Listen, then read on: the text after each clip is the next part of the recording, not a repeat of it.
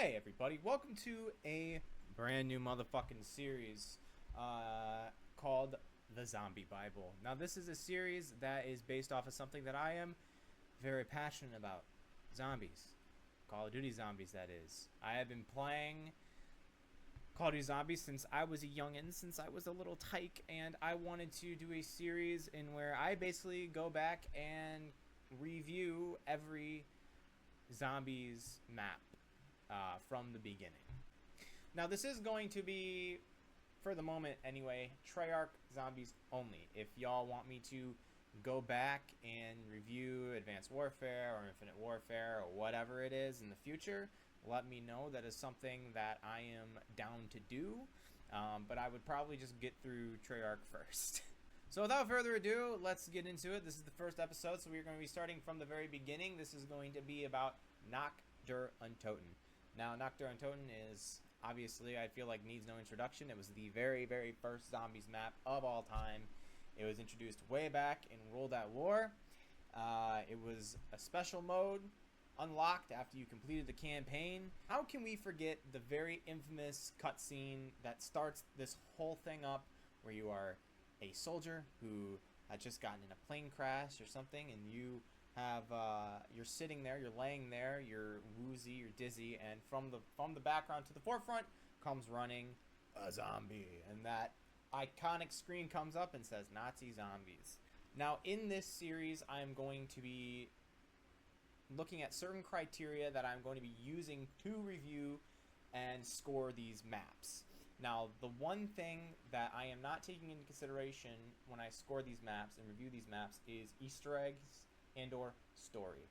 The reason for that being, one, I have not completed all the Easter eggs myself, and two, I have not kept up with the zombie stories since really Black Ops 2, early Black Ops 3. So I'm not really qualified to talk about that, but I have played all of the maps quite a bit, so I feel like I am qualified to talk about that. Now, the very first thing that I will be talking about is the atmosphere, the vibe, the aesthetic. When it comes to Nacht, Untoten, Nacht it does a very good job at setting up this vibe for you from the very beginning, from that cutscene as I spoke on before. It sets up that you are fucking alone. You are stranded in the middle of nowhere, fighting for your life in this teeny tiny little building with very minimal resources. This map is relatively creepy, and it has a very good atmosphere because of that. You really do feel very alone and stranded in this map, and it does a very good job at setting that up. I am giving Nacht, Untoten an 88 in atmosphere. I think it does a very good job. My only complaint about the atmosphere and about this map, the look of this map in general, is it does get a little dull on the eyes after a while. The map is 90% gray and stone and concrete. There isn't a whole lot of sensory input coming in after a while. It does get a little dull to look at, but the atmosphere, that feeling of being alone, that feeling of stranded, the creep factor is still there. So I think an 88 is fair. Moving on to the second thing, we have the flow / pacing of this map. I think that Nacht, Untoten has a relatively okay pacing.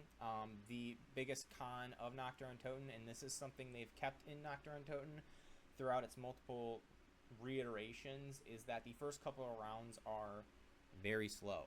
The first round in particular, and the second round, the zombies take forever to get to the windows, and it takes a while for things to ramp up. And I think that does kill a little bit of the pacing, and it kills a little bit of the replay value, as we'll get into later. But it is very easy to get around. Once you start opening things up, the map is relatively small, so it's not hard to open up the whole map. It's very easy to get set up relatively quickly, because the mystery box is literally in the next room. I'm giving the flow and pacing here in 83, like I said, just because those first couple of rounds do drag on a little bit, and once you open up this map, Training in this map is incredibly difficult, especially given the fact that this is the beginning. It's bare bones. There's no perk, there's no pack-a-punch, there's nothing. You've got the mystery box, you've got a single wonder weapon, and that's it. And most of the time, especially with the spacing in this map, it's a lot easier to just end up camping, which I usually end up doing. I just camp in the upstairs by the frag grenades, and I think that kills the pacing a little bit because camping is not necessarily the most exciting thing. Next, we're talking about the layout.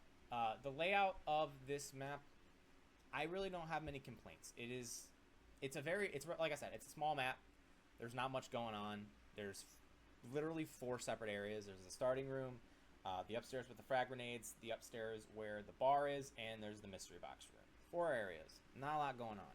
But it is laid out well. It is very easy to get from point A to point B. Obviously, with the map being smaller, that's just how it's gonna be by default.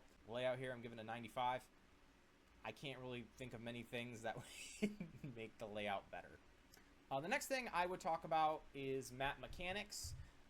This is something that's going to be utilized much further in the series. However, for Nacht, Untoten, I didn't feel like there was much to talk about here, since what I mean by map mechanics is things like, you know, traps or things that are specific to that map. For example, like the excavators and the hacker on Moon, things like that. Things that were put in that map that either work for it or against it. With Nacht, Untoten, ain't not much to talk about.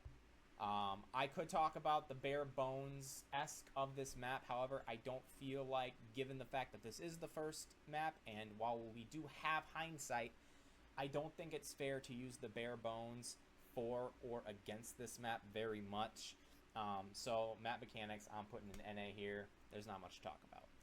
Same thing in the next category, boss zombies, NA. Not much, literally nothing to talk about. Wonder weapon. This map introduced the very first wonder weapon in all of Call of Duty. That is the ray gun. Now, is the ray gun the best wonder weapon of all time? No. However, given the nature of this map, it is extremely helpful to have the ray gun in this map. This map is close quarters in general, so you may get splash damage from the ray gun here and there. But this is a very useful addition to a map that doesn't have a whole lot going on to begin with. I am going to be giving the ray gun, the wonder weapon, a 90. And that is because, while the ray gun isn't perfect, the damage does drop off in the later rounds.